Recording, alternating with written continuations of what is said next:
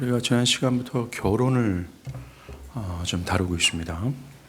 지난 시간 첫 시간으로서 이 결혼이 인간이 만든 제도가 아니라 하나님께서 만드신, 또 하나님께서 창조하신 피조물임을 우리가 봤어요. 즉 결혼의 기원을 살펴봤습니다. 결혼은 하나님 창조 사역의 마지막 퍼즐로서 그 퍼즐이 끼어질 때야 비로소 모든 창조 사역은 하나님 보시기에 심히 좋았다 한 상태가 될 수 있었습니다. 그것으로 하나님은 완벽한 당신의 피조 세계를 보시며 기뻐하셨고, 그 하나님의 기쁨 속에서 모든 피조 세계는 안식할 수 있었습니다. 이 태초의 첫 번째 안식은 인간의 결혼을 통해서 완성되었다면, 이 첫 번째 안식이 예표하고 있는 최종적이면서 영원한 안식, 우리가 기다리고 있는 그 안식을 뜻하는 거예요. 그 영원한 안식은 인간의 결혼이 예표하는 그리스도와 교회의 영적 결혼을 통해서 성취된다는 것을 우리가 봤습니다. 우리가 결혼의 진리를 생각할 때 항상 염두해야 될 것은 결혼이 그리스도와 교회의 영적인 연합, 즉 결혼을 예표하는 계시물이라는 사실입니다. 성경 전체가 말하고자 하는 궁극이라고 할 수 있는 그리스도와 교회의 결혼, 구원을 예표하는 하나님께서 지으신 모든 피조세계에서 가장 위대하고 영광스러우며 숭고한 피조물임을 우리는 기억하고 이 진리를 대해야 된다는 거예요. 하나님은 인간의 결혼을 통해 그리스도와 교회의 결혼의 비밀을 우리가 깨닫기를 돕고 계시고, 그리스도와의 결혼은 인간의 결혼의 모형이 되어준다는 겁니다. 태초의 결혼이 남자나 여자가 상대를 찾아 나선 결과로 되어진 것이 아니라는 것을 우리가 봤어요. 남자가 친히 여자를 찾아 헤매거나 또 여자를 구하거나, 또 여자가 남자를 찾아 헤매거나 여자를 구함을 통해서 결혼이 만들어지지 않았다는 겁니다. 결혼은 처음부터 끝까지 모두가 다 하나님의 주권적 섭리 아래서 성취된 결과물이에요. 이것이 궁극적으로 말하는 것이 뭡니까? 결혼이 말하는 것이 그리스도와 교회의 관계 아니에요? 그리스도와 교회의 결혼? 예, 맞습니다. 인간의 결혼이 처음부터 끝까지 하나님의 은혜로 성취되어지는 것처럼 인간 결혼이 말하는 그리스도와 교회의 결혼 또한 처음부터 끝까지 하나님의 주권적인 섭리 아래 성취되어야 된다는 겁니다. 즉 구원은 하나님의 주권적 섭리 아래 되어지는 은혜라는 거죠. 모든 피조물은 하나님의 창조하신 본연의 삶을 충실하게 순종함으로 하나님을 영화롭게 하고 있어요. 예, 하나님께서 모든 피조 세계를 창조하신 목적은 당신의 영광을 위한 겁니다.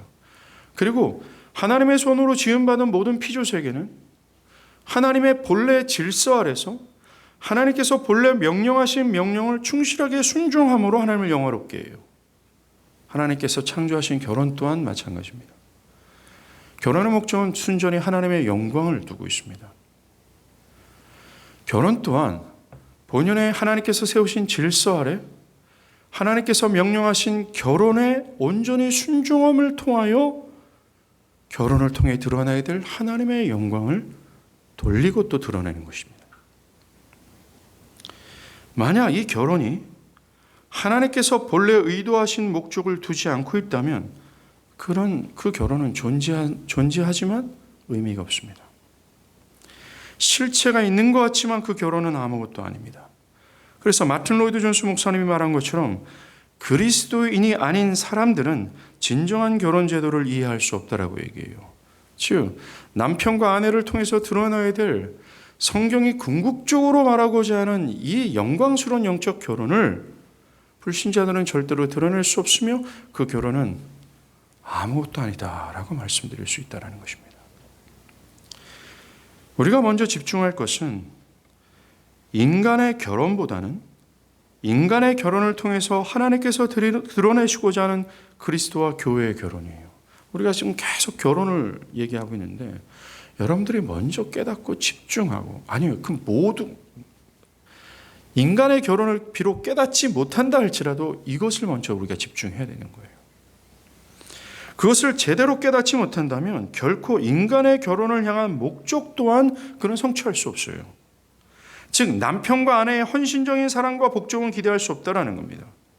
제가 지금 결혼을 주제로 설교하는 목적도 여러분들의 결혼 생활이 더 아름다움으로 풍성해지기를 위하여 결혼 설교를 하는 것이 아닙니다.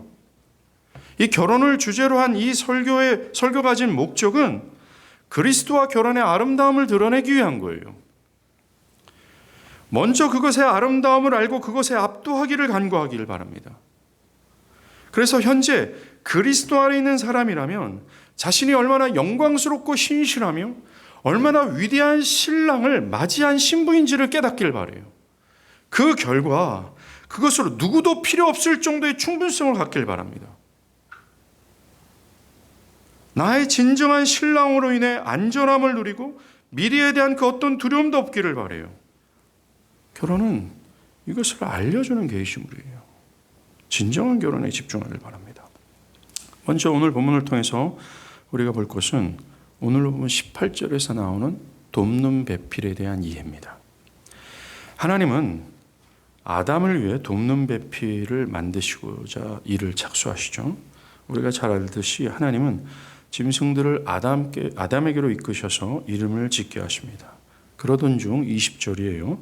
아담이 모든 가축과 공중의 새와 들의 모든 짐승에게 이름을 주니라 돕는 배필이 없음이로라고 모든 짐승들 중에는 아담의 돕는 배필이 없다라는 것을 의도적으로 밝힙니다. 인간은 이 진화론에서 말하듯이 동물에서 비롯된 것이 결코 아닙니다. 인간은 유일하게 하나님의 형상으로 지음을 받았어요. 동물이 아무리 훌륭해도 가장 못난 인간의 수준에조차 이를 수 없습니다. 동물과 인간은 근본적으로 달라요. 인간은 동물과는 다른 질서와 차원에 속한다는 겁니다. 인간은 하나님의 형상으로 창조된 독특하고 유일한 피조물입니다. 따라서 아무리 동물이 뛰어난다고 해서 남자가 필요로 하는 반려자가 될 수 없어요. 결코 동물은 인간의 반려자가 될 수 없다는 겁니다. 그런데 이렇게 반려동물이라고 하는 단어를 요즘 붙이는데 굉장히 심각한 수준이라는 것입니다. 그래서 하나님은 남자를 위해 여자를 창조하셨습니다. 이 일은 오늘 본문 21절과 22절에서 말해줘요. 한번 볼까요? 여호와 하나님이 아담을 깊이 잠들게 하시니 잠들매 그가 갈빗대 하나를 취하여 살로 대신 채우시고 여호와 하나님이 아담에게서 취하신 그 갈빗대로 여자를 만드시고 그를 아담에게로 이끌어 오시니 22절 후반부에 이것을 남자에게서 취하신 즉 여자로 부르니라. 여자는 남자에게서 취해졌습니다. 여자는 남자의 살과 뼈에서 비롯되었어요. 하나님은 남자의 일부의 꽃으로 여자를 만드셨습니다. 하나님은 남자를 잠들게 하신 후 마치 외과 의사처럼 수술을 하시는 거예요. 몸을 째고 피를 흘리게 하며 살과 뼈를 취하여 남자를 만드셨습니다. 여자를 만드셨습니다. 그 이후에 남자는 그 여자를 향해 이는 내 뼈 중에 뼈요 살 중에 살이라 라고 말한 후에 그를 여자로 불렀습니다. 남자가 하와를 여자로 부른 이유는 그녀가 남자에게서 취하여졌기 때문에 그래요. 여자를 가장 옳게 정의한 말은 남자에게서 취해진 자입니다. 여자는 분명히 남자의 살과 뼈에서 취해졌다라는 거예요. 비롯됐다라는 겁니다. 여기서 한 가지 궁금한 것이 있습니다.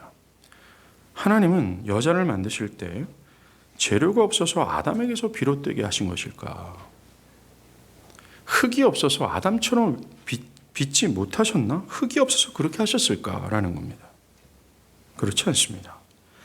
여자를 남자의 살과 피에서 비롯되게 하신 것은 그리스도와 교회의 관계를 계시하기 위한 것입니다. 교회를 예표하는 여자가 그렇게 지음을 받은 것은 그 교회가 그리스도의 살과 뼈에서 비롯되었다는 이 영광스러운 진리를 가르치고자 하셨던 하나님의 계시의 행동이었다는 거예요. 에베소서 5장 30절에 바울은 교회에 대해 이렇게 말합니다. 우리는 즉 교회는 그리스도의 몸의 지체임이라 라고 합니다. 그리스도의 몸의 지체라는 이 지체가 바로 그리스도의 살과 뼈다라는 표현입니다. 교회가 그리스도의 일부분이라고 말하는 거죠. 즉 그분의 살과 뼈라고 표현합니다. 여자는 태초에 하나님이 아담의 몸을 째고 피를 흘리게 하며 살과 뼈를 취한 결과로 생겨났어요. 교회도 마찬가지입니다. 교회는 십자가에서 둘째 아담 되신 예수 그리스도를 상하게 하신 결과로 비롯됐어요. 하나님이 아담을 깊이 잠들게 하신 후 그의 허리에 상처를 입히시고 살과 뼈를 꺼내신 후 여자를 만드신 것처럼 하나님은 둘째 아담 되신 예수께도 깊이 잠에 빠지게 하셨습니다. 십자가 위에서 피를 흘리게 하는 일을 수반된 후 그분의 영혼이 떠나고 숨이 끊어졌어요. 교회는 그분의 고통으로 인해 생겨났습니다. 여자가 아담에게 취해졌듯 교회는 그리스도에게 취해졌어요. 여자가 아담의 옆구리에서 취해졌듯 교회는 주님의 옆구리에 난 상처에서 비롯됐다는 겁니다. 주님이 포도나무 위에서 이렇게 나는 포도나무여 너희는 가지니라고 얘기하고 있어요. 교회는 포도나무 대신 그리스도에게서 뻗어나온 것이라고 얘기를 하는 겁니다. 이것이 교회의 기원입니다. 따라서 교회는 주님의 살개뼈예요. 주님의 일부분이라는 겁니다.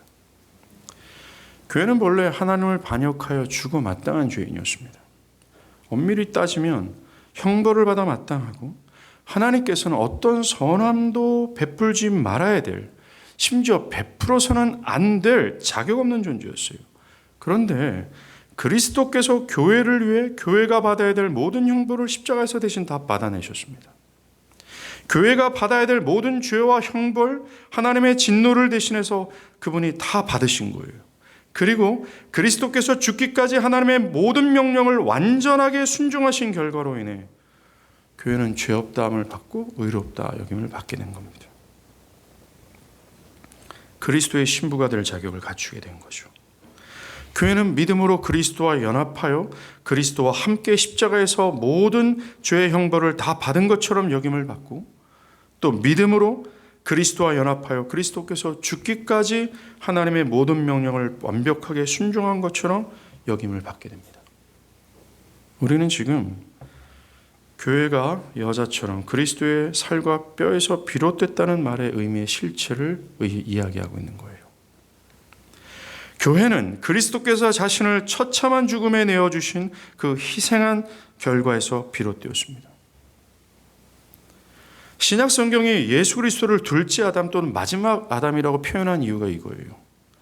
이것이 로마서 5장에서 말하고자 하는 핵심인데, 여자가 첫째 아담의 옆구리 곧 그의 살과 뼈에서 취해졌듯이 교회는 그리스도에게 취해졌으며 그의 살과 뼈가 됩니다. 이런 점에서 그리스도는 둘째 아담이에요. 하나님은 첫째 아담을 통해서 여자를 만드셨던 것처럼 둘째 아담 되신 예수를 통해서 교회를 만드셨다는 겁니다. 자신의 살과 뼈를 내준 남자가 여자를 보면서 이는 내 뼈 중에 뼈요 살 중에 살이다 라고 한 이 말이 곧 교회를 향한 그리스도의 고백이라는 사실을 아십니까? 자신의 살과 뼈라고 하시는 그리스도의 사랑 넘치는 고백이에요. 교회는 이건 내 거야. 내 사랑이야. 나의 일부분이요. 나의 최고의 가치고 최고의 기쁨이야 라고 하는 거죠. 죽음보다 더한 사랑으로 교회를 사랑하셨다라는 거예요. 그리스도는 철저히 교회를 위하시며 교회는 그의 몸입니다. 그리스도 안에는 저와 여러분이 말이죠. 그래서 이 사실을 알았던 성경 기자는 얘기해요. 내가 누구를 무서워하리요? 내가 누구를 두려워하리요? 여자는 남자에게서 취해졌던 것처럼 교회도 스스로 생겨난 것이 결코 아닙니다. 교회 또한 그리스도의 공로가 아니었다면 존재하지 못했어요. 그런데 하나님께서 여자를 창조하시는 계획을 가지고 계셨습니다. 근데 만약에 남자의 살과 뼈가 아니었으면 여자는 존재할 수 없었습니다. 똑같아요. 교회는 하나님의 창조 계획 가운데 있었습니다. 그리스도가 아니었으면 교회는 만들어지지 않았을 거라는 거죠. 교회는 결코 스스로 생겨난 것이 아닙니다. 온전히 성부 하나님과 그리스도 때문에 만들어진 거예요. 그래서 바울은 교회를 향해 뭐라고 얘기합니까? 자랑치 말라. 자랑하려면 그리스도 안에서 자랑하라고 얘기합니다. 저와 여러분 모두가 그리스도께서 십자가에서 자신의 몸을 째고 자신의 살과 뼈를 내어주신 결과예요. 그 다음 우리는 돕는 배필의 단어적 의미를 살필 필요가 있습니다. 이 돕는 배필, 영어로는 헬퍼라는 뜻인데요. 히브리 단어는 인간을 돕는 하나님을 묘사할 때 이 단어를 사용했습니다. 출애굽기 18장 4절이에요. 하나의 이름은 엘리에셀이라 이는 내 아버지 하나님이 나를 도우사 바로의 칼에서 구원하셨다 합니다. 여기서 하나님이 도우사라는 이 돕다라는 단어가 오늘 돕는 배필의 히브리 말입니다. 또 신명기 33장 7절 주께서 도우사 그가 내 대적을 치게 하시기를 원하나이다 해서 주께서 도우사라는 것도 오늘 돕는 배필의 히브리 말이죠. 이 단어는 남의 도움이 전혀 필요 없는 강한 자가 돕는 것을 뜻하는 겁니다. 오늘 본문에 나오는 이 돕는 배필이라는 여자 또한 마찬가지입니다. 자신 스스로 살아갈 수 있는 충분한 능력을 가지고 있는데 남자를 너그럽게 도와주는 존재로 서 있는 거죠. 히브리 단어에서 보면 결코 여자는 남자보다 열등한 존재가 아님을 알 수 있습니다. 이것으로 여자가 남자보다 못한 존재가 아니라는 것을 분명히 알 수 있다는 거죠. 돕는 배필이라는 말의 뜻은 여자가 남자보다 열등하지 않음에도 불구하고 동등한 입장인데 여자들이 서 있는 위치가 남자를 돕는 자의 위치에 서 있어야 한다는 말입니다. 그렇습니다. 아내가 존재하게 된 목적 중 하나가 결혼의 범주에서요. 남자의 부족함을 채우는 것에 있어요. 저는 지금 여성의 주의를 얘기하는 것이 아니라 결혼에 관한 문제를 다루고 있습니다. 성경은 남자에게 적합한 조력자가 없었기 때문에 여자가 창조되었다고 말합니다.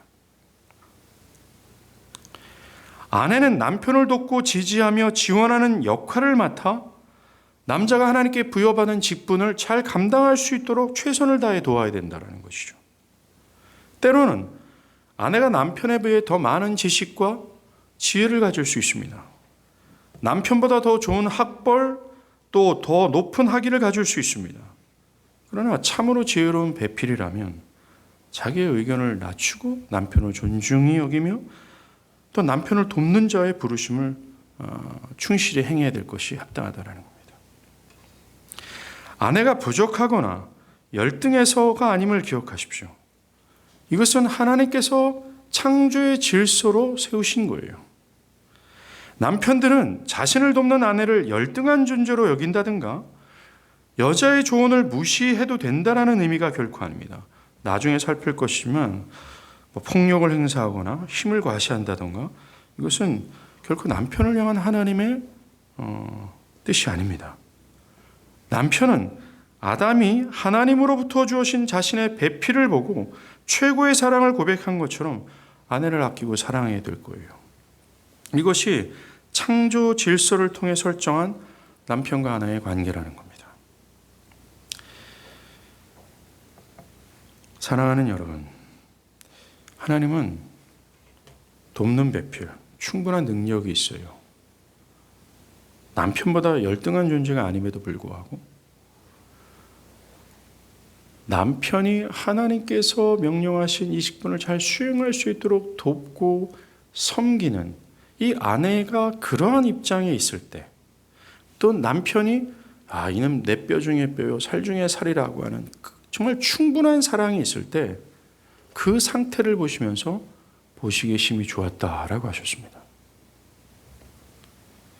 다르게 말하면 하나님께서 모든 가정과 남자와 여자에게 바라는 상태가 바로 이 상태라는 것을 우리는 알아야 되는 거예요. 이 상태 속에서 하나님은 무한히 기뻐하셨고 그 하나님의 기쁨 속에서 첫 가정은 완전한 행복과 안식을 누릴 수 있었습니다.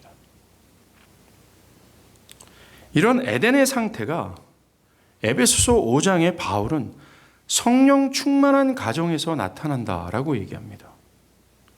즉 하나님이 중심을 차지한 가정의 올바른 모습이라고 얘기하고 있어요. 에베소서 5장 22절과 28절에 보면 아내들이여 자기 남편에게 복종하기를 주께 하듯 하라. 이는 남편이 아내의 머리됨이 그리스도께서 교회의 머리됨과 같으니 그가 바로 몸의 구주시라. 그러므로 교회가 그리스도에게 하듯 아내들도 범사에 자기 남편에게 복종할지라.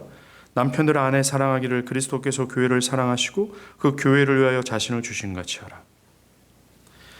남편에 대한 복종은 아내의 기능이 참되게 발휘되는 순간이에요. 남편에 대한 아내의 복종이 하나님께서 아내를 창조하신 목적이며 아내를 향한 하나님의 뜻입니다. 만약에 이 가정 안에 아내의 기능이 발휘되지 않는다면 그 가정은 불행입니다. 그 가정은 온전한 것이 되지 않고 그 가정은 장애를 갖고 있는 거나 마찬가지라는 것이죠. 아내가 남편에게 복종하는 것은 부족하거나 열등하기 때문이 아닙니다. 그 이유는 여자가 남자를 위해 창조되었기 때문에 그래요. 그리고 이것이 여자를 향한 하나님의 뜻입니다. 여자가 남자에게 복종하는 것은 하나님께 순종하는 일환 중에 하나예요. 즉, 여자가 남자에게 복종하는 것은 하나님께서 명령하신 그 뜻을 복종하는 것이 된다는 겁니다. 만약에 이것을 하지 않되 불순종할 경우에는 어떻게 됩니까? 하나님께 불순종하는 것이며 그것은 죄악이라는 거예요. 이 기능이 제대로 돌아가는 것이 하나님의 뜻이며 인간 생활의 기본 원리입니다. 이것이 하나님께서 천지를 창조하신 후 심히 보시기에 좋은 상태, 안식의 상태로서 태초의 인간이 이 상태 속에서 완전한 행복과 기쁨을 누릴 수 있었어요. 만약 아내가 복종한다면 그 가정은 행복과 기쁨을 누리게 될 것이 뻔합니다. 만약에 그렇지 않을 경우에 안식은 없죠. 우리는 또다시 남편과 아내가 계시하고자 하는 궁극, 그리스도와 교회 관계에 집중할 필요가 있어요. 아내가 남편에게 복종해야 되고 그의 뜻을 따라야 되고 그를 도와 하나님을 영화롭게 해야 되는 자로서 서 있음을 우리는 하나님 명령하셨습니다. 그것이 하나님 보시기에 심히 좋은 상태라 하셨어요. 이 아내를 향한 하나님의 명령이 곧 교회를 향한 명령이 됩니다. 교회가 자신의 신랑이신 그리스도께 온전하게 복종하는 상태가 될 때 교회는 하나님이 보시기에 심히 좋은 상태가 되어 하나님은 교회를 무한히 기뻐하시고 그 하나님의 기쁨 속에서 교회는 행복과 안식을 누릴 수 있게 되는 거예요. 교회가 마땅히 교회의 신랑 되신 그리스도께 복종하는 것에 대해서 성경은 수도 없이 말합니다. 그리스도께 대한 교회의 복종에 대해서 성경이 말할 때마다 이 복종이 구원 얻는 믿음의 요소이며 구원의 필연적인 열매라고 강조합니다. 즉 그리스도께 구원을 받은 진정한 교회는 자기를 부인하고 십자가를 지고 그리스도를 따른다. 이게 믿음이야. 구원받은 교회에게 나타날 필연적인 열매야 라고 선언하세요. 주님은 마태복음 10장에서 아버지나 어머니를 나보다 더 사랑하는 자는 내게 합당하지 아니하고 아들이나 딸을 나보다 더 사랑하는 자도 내게 합당하지 아니하며 또 자기 십자가를 지고 나를 따르지 않는 자도 내게 합당하지 아니하리라라고 하셨습니다. 그리스도께서는 당신의 신부라면 신랑 되신 그리스도 한 분만을 바라고 의지하고 그에게 복종하는 것이 마땅하다. 만약 그렇지 않을 경우에 그는 그리스도의 신부로 합당하지 않다라고 말씀하셨습니다. 자기를 부인하고 그리스도를 따르지 않는 사람들은 결코 그리스도의 신부될 자격이 없습니다. 만약 그리스도께 온전히 복종한다면 교회가 나 자신이 그는 하나님 보시기에 심히 좋은 상태로서 하나님의 기쁨 속에서 그의 영혼 안에는 영혼은 물된 동산같이 세상의 어떤 두려움과 염려나 절망이 그를 엄습하지 못하며 엄습한다 할지라도 그의 영혼 안에 있는 이 하나님 안에 있는 그리스도의 사랑에서 절대로 그는 끊어지지 않게 될 거예요. 넘치는 기쁨과 충만을 그는 빼앗지 않게 될 거라는 것입니다. 이것을 다르게 말하면 모르는 줄 아십니까? 여러분이 기독교 신앙에 참여했지만 여러분들이 주일날 교회를 오고 또 교회에서 어느 정도 섬김을 하고 있지만 나의 삶 가운데 충만한 기쁨이 없는 이유는 기독교 신앙이 주는 행복과 안식을 경험하지 못하는 이유는 뭔지 아십니까? 교회가 그리스도께 온전히 복종할 때 나타나는 열매가 안식이었던 것처럼 우리가 기독교 신앙에 참여하고 있음에도 불구하고 안식하지 못하는 이유는 우리가 그리스도께 온전히 복종하지 못하기 때문에 그래요. 그리스도께서도 요한복음에서 뭐라고 말씀하셨습니까? 너희가 나를 따르게 되면 더 풍성한 생명을 얻게 될 거라고 얘기하셨습니다. 맞지 않습니까? 어떻게 그리스도 밖에 있는 자가, 그리스도와 함께 동행하지 않는 자가 어찌 그리스도로 말미암는 풍성한 은혜와 안식을 누릴 수 있겠어요? 마찬가지예요. 그리스도께 온전히 복종하지 않는 교회가 아닌 자가 어찌 그리스도로 말미암는 기쁨과 안식을 누릴 수 있겠습니까? 불가능합니다. 아내가 남편의 직분을 돕는 것처럼 그리스도의 신부된 교회는 주님의 몸된 교회가 거룩해지기 위해 그리스도의 남은 고난에 참여해야 됩니다. 골로새서 1장 24절에 사도 바울이 뭐라고 그랬어요? 내가 그리스도의 남은 고난에 참여한다라고 얘기합니다. 그리스도의 거룩한 신부인 교회가 이 땅에 살아가면서 감당해야 될 것은 주님의 몸된 교회가 더욱 거룩해지기를 위하여 그리스도의 남은 고난에 함께 참여하는 겁니다. 아내들이 남편을 섬기고 따르고 이 남편이 부여받은 하나님의 직분을 충실히 감당하기를 돕는 것처럼 그리스도께서 지금 교회를 통해 사역하시는 전도나 선교나 여러 가지 사명들을 교회가 도움을 통하여 사역을 감당하게 되는 거예요. 그 다음 우리가 얻어야 될 두 번째 교훈이 25절에 있습니다. 25절에 보면 두 사람이 벌거벗었으나 부끄러워하지 아니했다라는 말이 나옵니다. 서로를 향한 절대적인 신뢰죠. 여러분들 이 25절이요. 하나님께서 요구했던 결혼의 상태입니다. 아담과 하와가 벌거벗었으나 부끄러워하지 않는다고. 즉 남편과 아내가 서로를 부끄러워하지 않을 정도로 서로를 향한 신뢰, 사랑, 용서, 서로를 향한 충분성을 느끼는 상태에 있었다라는 거예요. 이것이 결혼의 상태라는 겁니다. 아담과 하와가 서로가 수치심에서 자유할 수 있었던 첫 번째 이유는 둘 다 죄가 없었기 때문입니다. 완벽했기 때문에 그래요. 그들이 타락하기 이전이었기에 그들은 하나님 보시기에 힘이 좋은 상태에 있었습니다. 그러나 이들이 서로 수치심을 느끼지 못하는 더 강력한 두 번째 이유가 있어요. 이 두 번째 이유가 죄로 타락한 지금의 세대를 향해 주님이 명령하시는 겁니다. 서로가 전혀 부끄러움을 느끼지 않을 정도로 상대방이 자신에게 어떤 수치를 주지 않을 것이라고 하는 이 강력한 두 번째 이유가 뭔지 아십니까? 그게 바로 24절에 둘이 한 몸을 이룰지니라 라고 하는 결혼 언약이에요. 결혼 약속이라는 겁니다. 결혼의 약속으로 인해 그들은 상대방이 자신에게 수치를 주지 않을 것이라 줄 거라는 두려움이 없었습니다. 결혼 약속을 토대로 상대방이 자신을 버리지 않을 것이란 확고한 신뢰가 있었어요. 그들은 결혼의 약속을 믿었고 또 그 믿음의 토대 위에서 상대방이 약속을 성실하게 행할 것이라 믿었습니다. 서로가 부끄러워하지 않기 위해서는 배우자의 아름다움, 완전함이 중요한 것이 아니라 상대 배우자가 이 약속을 기반으로 베푸는 관대함이 있어요. 아담과 하와가 서로가 수치를 느끼지 못하는 이유는 상대가 아름다워서가 아니라 관대하게 대하기 때문입니다. 상대방이 자신의 부끄러움을 찾아내어서 지적하지 않을 것이라는 상대방의 관대함과 자비로움에 대한 신뢰 때문이었어요. 이처럼 결혼으로 맺어진 언약적 사랑은 배우자가 결점이 없기 때문이 아닙니다. 그것은 언약을 신실하게 수행하는 상대방의 관대함 때문에 그래요. 신랑과 신부가 결점이 없어서 서로를 부끄러워하지 않는 것이 아닙니다. 변함없는 사랑을 베푸기 때문에 그래요. 이것이 결혼을 향한 하나님의 명령입니다. 우리의 결혼도 마찬가지여야 되죠. 남편과 아내는 상대가 자신에게 수치심을 주지 않을 것이라는 확신을 줘야 돼요. 즉 아내나 남편은 이 상대방이 나를 부끄러워하지 않을 거야, 이 사람은. 나에게 어떤 수치도 안겨주지 않을 거야 라고 하는 확신을 안겨다 줘야 돼요.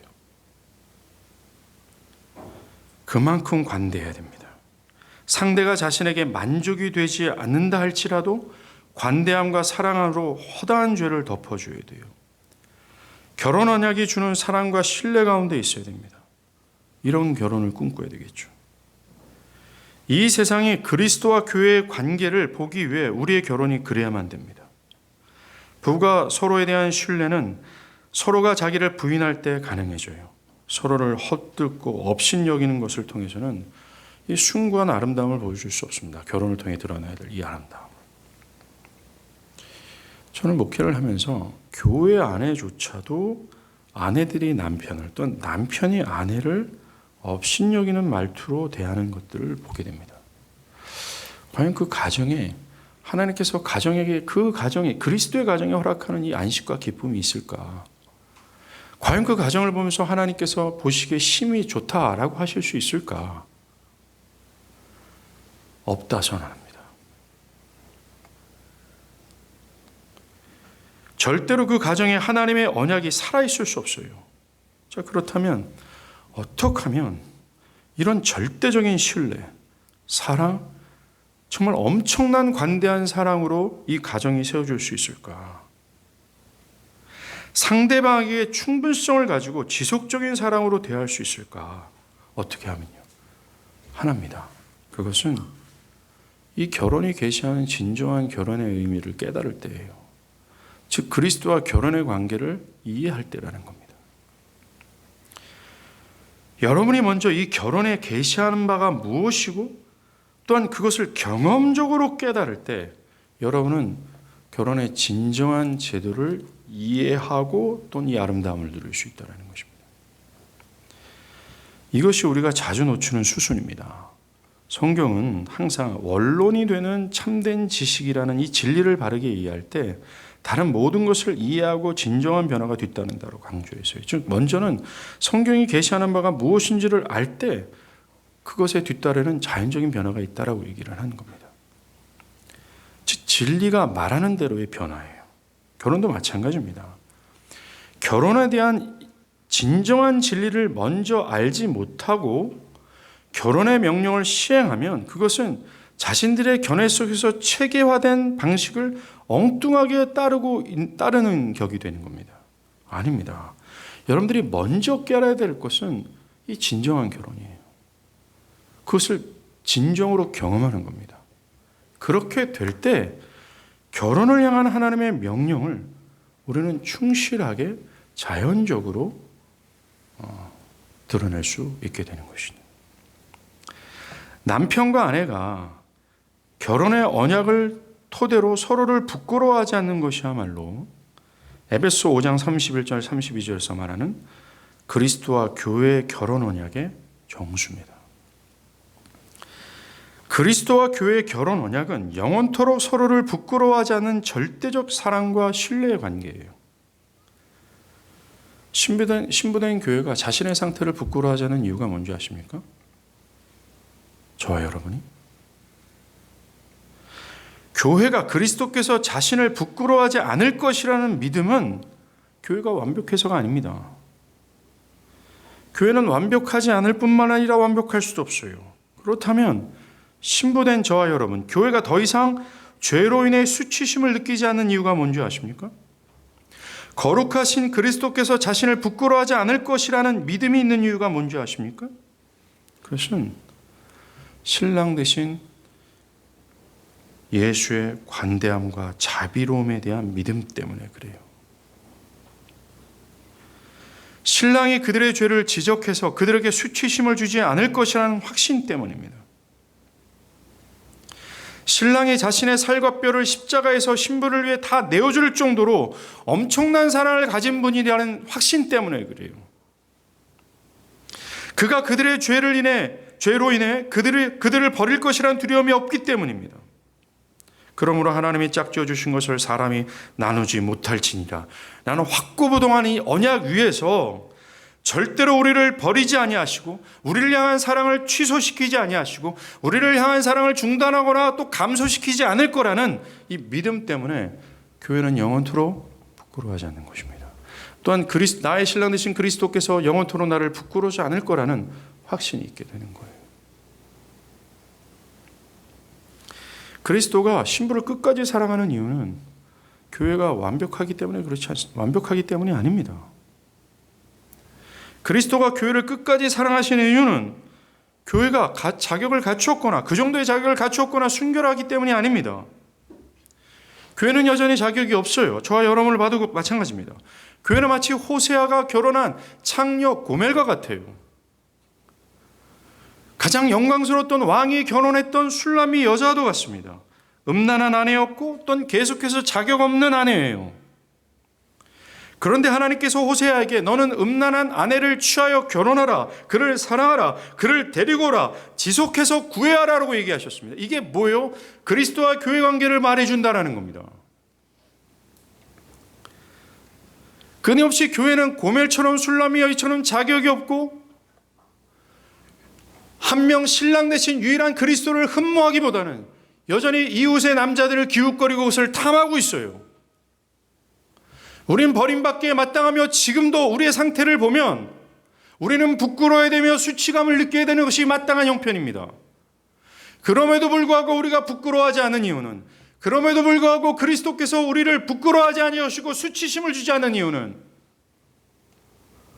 그분의 사랑이 바다보다 깊고 온 우주보다 넓기 때문에 그래요. 그분의 관대함은 형용할 수 없을 정도로 크기 때문에 그렇습니다. 그리고 그분은 하나님께서 둘이 되게, 하나가 되게 하신 것을 절대로 나누지 못한다라는 그 결혼 약속을 지금도 엄숙하게 영원 무궁토로 지키고 수행하기 때문에 그래요. 약속이라는 겁니다.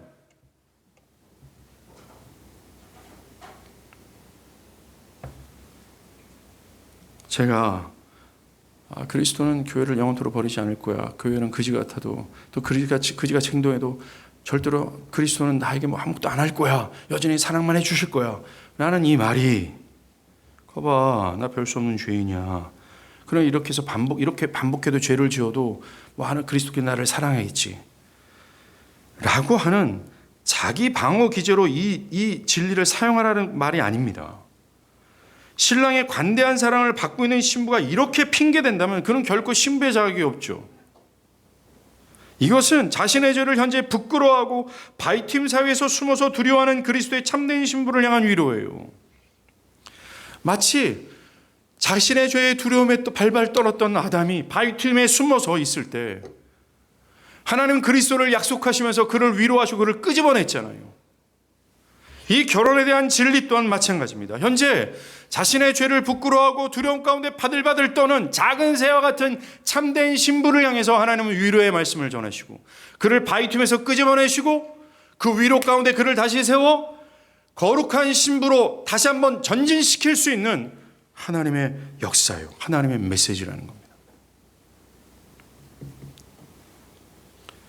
사랑하는 여러분, 저와 여러분, 이 교회는 이런 결혼의 언약 위에 서 있어요. 우리는 우리가 죄를 지을 때마다 더 이상 죄로 인해 나의 신랑이 나에게 수치를 주겠다라고 두려워할 필요가 없습니다. 죄로 인해 내가 버려질까 두려워할 필요가 없어요. 우리의 신랑 예수가 관대하기 때문입니다. 나 자신은 영원토록 그리스도에겐 너무나도 사랑스러운 신부임을 기억하십시오. 우리는 그리스도의 일부입니다.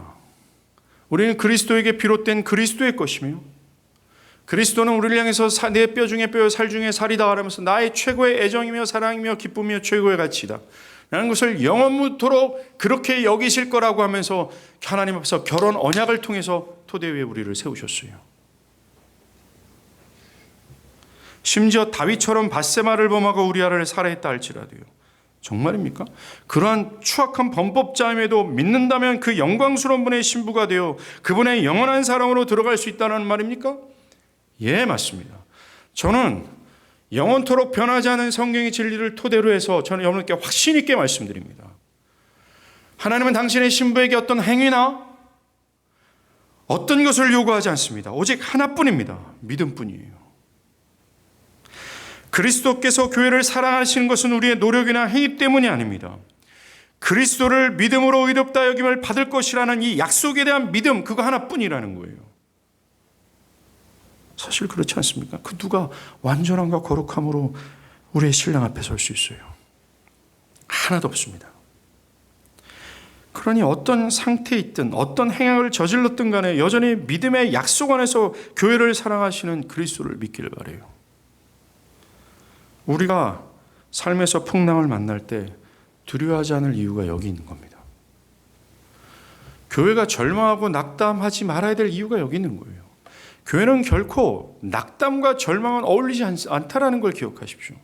두려움이나 어떤 엄습에서 떨어야 될 존재가 아니라는 것을 기억하셔야 돼요. 그 이유는 우리의 신랑이 바로 그분이기 때문에 그래요.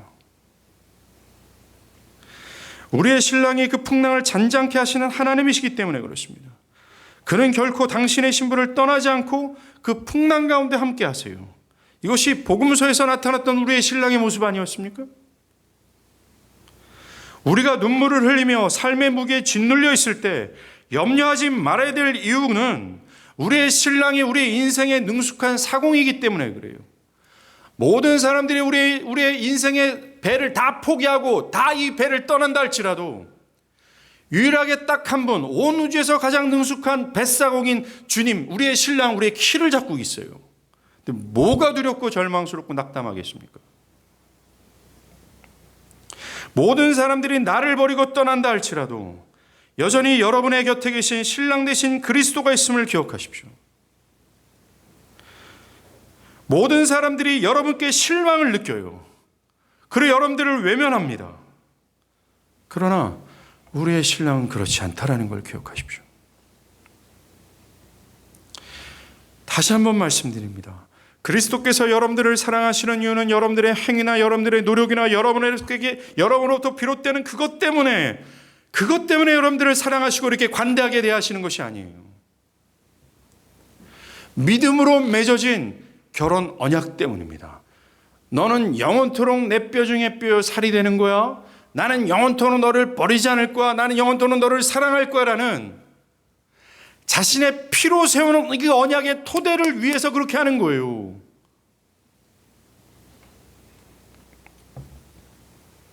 절대로 사라지지 않고 변하지 않는 사랑으로 나오십시오. 부끄러워하지 않기를 바라요. 우리의 신랑은 결코 우리를 부끄러워하지 않습니다. 우리가 부끄러워하는 모든 죄악은 이미 그리스도께서 십자가 위에서 완전히 사하셨어요. 그의 사랑을 알고 믿기를 바랍니다. 만약 우리가 이 진정한 결혼에서 뿜어져 나오는 그리스도의 관대한 사랑을 깨닫잖아요. 그리고 내 신랑이 진정한 신랑이 그리스도 예수임을 진짜 확신하고 믿지 않습니까? 그럼 내가 독신으로 살아도 좋을 정도로 그 누구도 필요치 않는 충분성을 갖는다라는 사실 여러분들 아십니까? 지금 어제도 우리가 부산에서 결혼식이 있었잖아요. 지금 우리 한 25명가량이 갔는데 목 놓을 겁니다. 새벽 6시부터 또 왔지만 또 이번 주 토요일도 결혼하죠. 혹시 결혼하지 못한 분들은 그 결혼을 보면서 부러워하며 뭔가 조급한 마음이 생기고 있다면 여러분들의 진정한 신령을 확신할 필요가 있다는 거예요. 결혼을 바라보면서 부러워한다는 것은 이미 진 겁니다. 인간의 결혼을 하면서 부러워하는 것은 여러분들 진정한 교회가 취해야 될 것이 아니에요. 그 결혼을 하면서 우리는 그리스도와 이 가정이 그리스도와 교회의 관계를 드러내고자 우리 축복하고 기도해 주는 것뿐입니다. 그때 우리는 명심하는 거예요. 아, 나의 신랑이 그리스도지. 나의 신랑은 영원토록 나를 사랑하시고 이 세상에서 가장 관대하시고 가장 전능하시며 나를 영원토록 버리지 않지. 이걸 상기하는 게 결혼식에 참여하는 여러분들의 모습이에요. 결혼한 가정도 마찬가지입니다. 결혼한 가정도 결혼식을 보면서 과거에 있었던 로맨스를 새록새록 추억하는 이런 어리석고 이런 얄팍한 은혜를 누리라고 결혼식 예배에 참여하는 게 아니에요. 결혼식에 참여한 결혼한 가정도 결혼 예배를 보면서 뭘 상기하는 겁니까? 영원한 결혼이에요. 아, 내 남편이 진짜 내 남편이 아니구나. 내 아내가 진짜 내 아내가 아니구나. 거기서 우리는 진정한 나의 신랑을 보면서 지금 현재 이 땅의 배우자를 보면서 정말 신랄하게 실망하는 거죠. 이건 내 진짜가 아니구나. 내 진짜는 저 하늘에 있구나. 라고 상기하는 겁니다. 정말 이 결혼에서 드러내는 이 나의 신랑의 그 관대한 사랑을 안다면 충분함을 갖게 돼요. 그리고 바라기는 이 진짜 결혼, 그리스도와 교회의 진짜 결혼, 이 마지막 날에 있을 저 하늘의 결혼을 바라봐야 되지 않겠습니까? 바랍니다. 오늘 그리스도의 관대한 사랑이 나 같은 자에게도 허락된다라는 것을, 그리고 나 자신이 그리스도로부터 비롯되었고 또 그리스도께 내 자신이 온전히 복종해야 되는 것이 마땅하다라는 사실을 기억하길 바랍니다. 기도하시겠습니다. 이 시간 기도할 텐데